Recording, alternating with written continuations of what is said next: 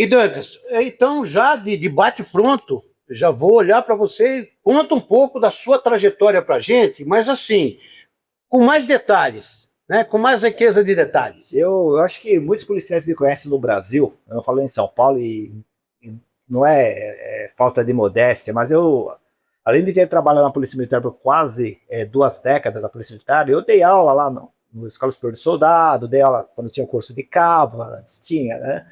Escola Superior de Sargento, na própria Academia do Barro Branco, mas muitos policiais me conhecem mesmo, hoje no Brasil, porque eu fiquei também por quase 15 anos, 16 anos, 17, quase 20 anos mesmo, dando aula para cursos preparatórios para as carreiras policiais.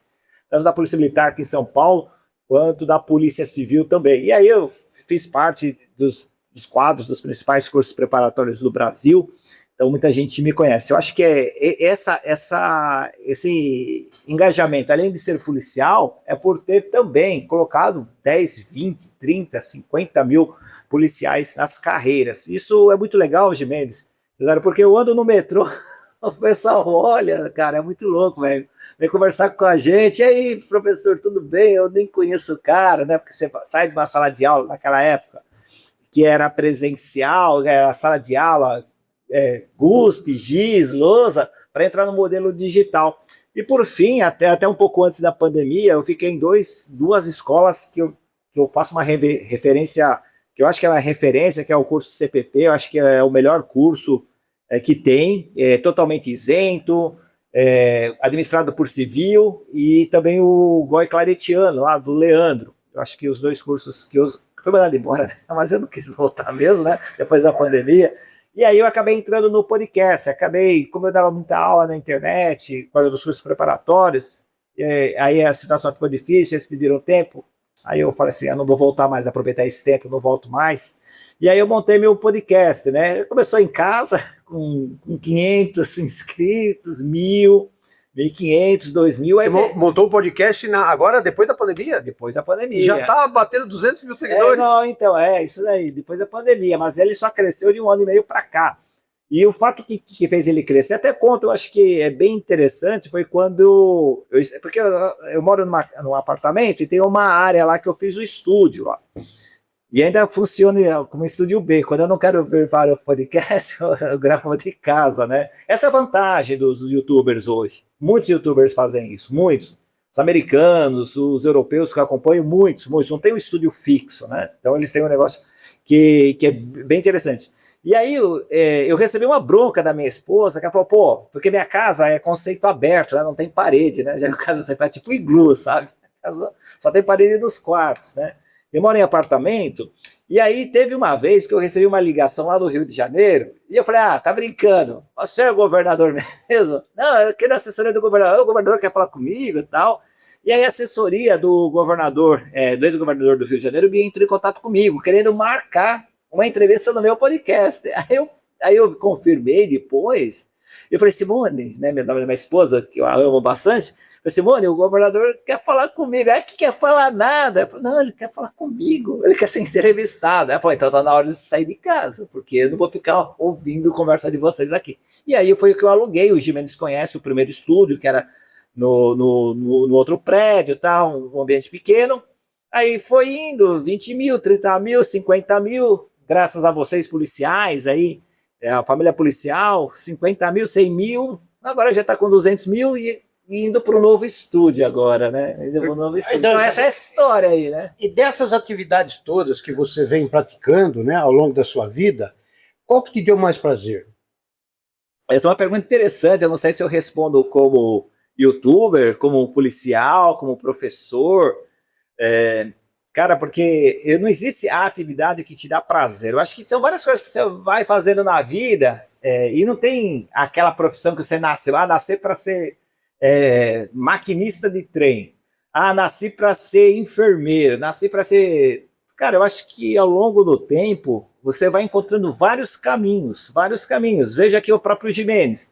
Ficou bastante tempo na polícia, mas antes da polícia tinha outro emprego, agora já tem outro emprego. Eu acho que essas descobertas ao longo da vida é uma coisa muito boa para o ser humano. Diferente da geração Z que eu critico. Não estou falando, cada semana você está no emprego. Não é isso. Não é isso.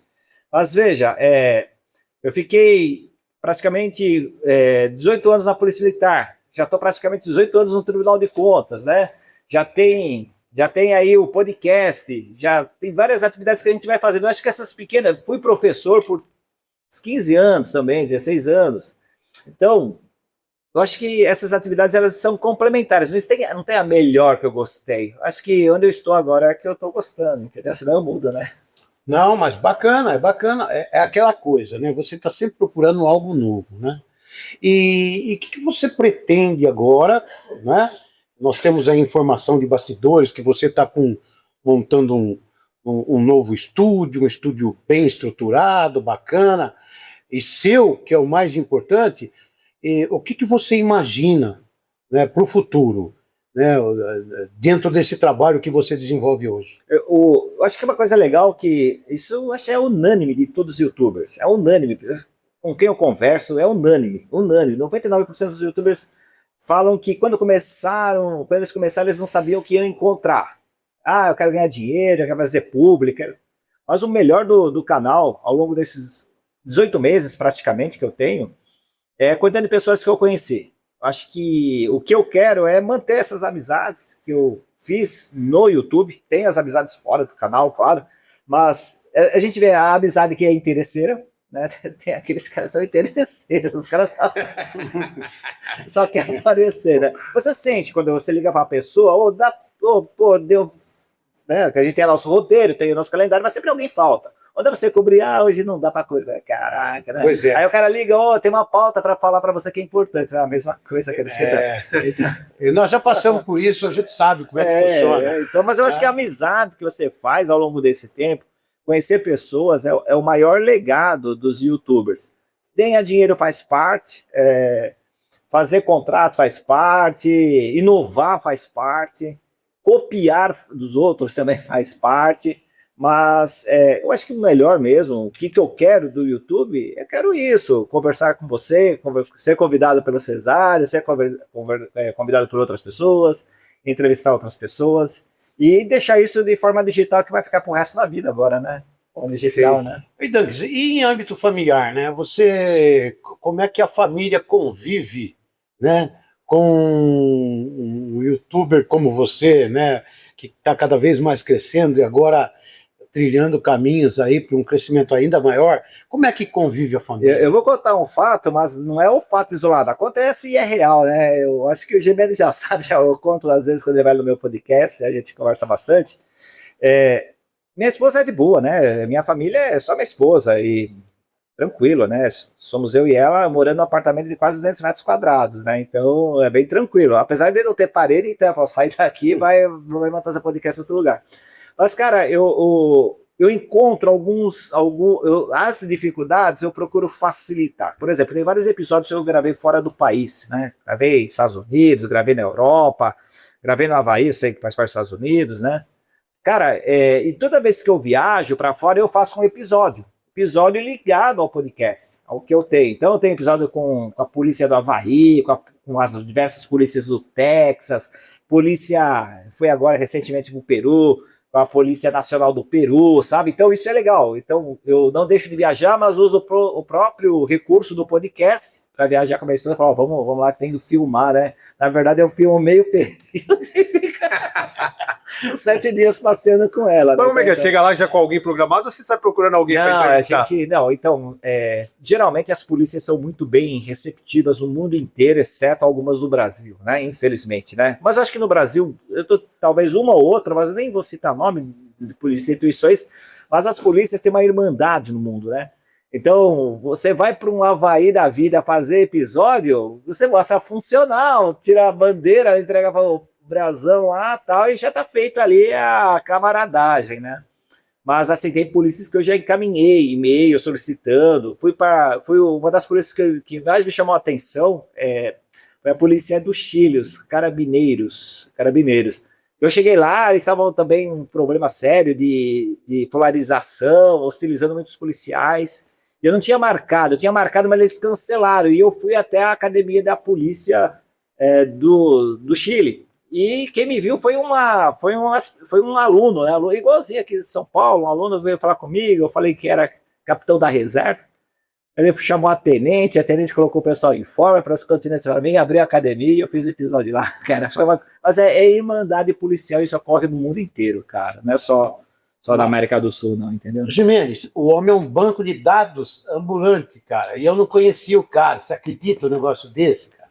Um cara que tem já tantos seguidores e eu atuando na área e não, sinceramente, não te conhecia. Estou tendo o prazer hoje e é muito legal isso. Deixa eu te falar, além dessas atividades todas que você pratica, tanto no âmbito profissional, né, como youtuber, você tem algum hobby que você pratica aí, à parte? Não, eu tenho uma formação, eu tenho algumas formações e todas as formações, com exceção da primeira, a primeira foi para buscar um salário, foi a Academia do Barro Branco, né? Então eu entro no Barro Branco já pensando no salário, me estabelecer, porque meu pai estava desempregado naquela época e o serviço público pelo menos não ia me mandar embora, eu nem ia ganhar muito, já sabia disso, policial nunca ganhou bem no mundo inteiro, né? E essa foi a primeira faculdade que eu fiz, escolhendo também pelo serviço, né? Talvez pela vocação de não querer ser mandado embora, mas isso eu falei para a psicóloga lá, eu falei, porque você quer entrar? Pensabilidade, né? Constituir família, tal. Talvez eu tivesse ou não vocação, não sei, achou que sim. Aí as outras faculdades que eu fiz foram todas hobby. Eu fiz o direito, hobby, eu acho que eu tiro um barato aí, eu uso a faculdade de direito para entrevistar alguns convidados mais difíceis e debater, então é um hobby, entendeu? Fiz a faculdade de informática, então eu uso bastante o que eu aprendi na faculdade para desenvolver o podcast minimalista. Então você entra lá no estúdio, não tem iluminação, não tem microfone. Cadê o microfone aqui, né? Então eu uso toda essa tecnologia.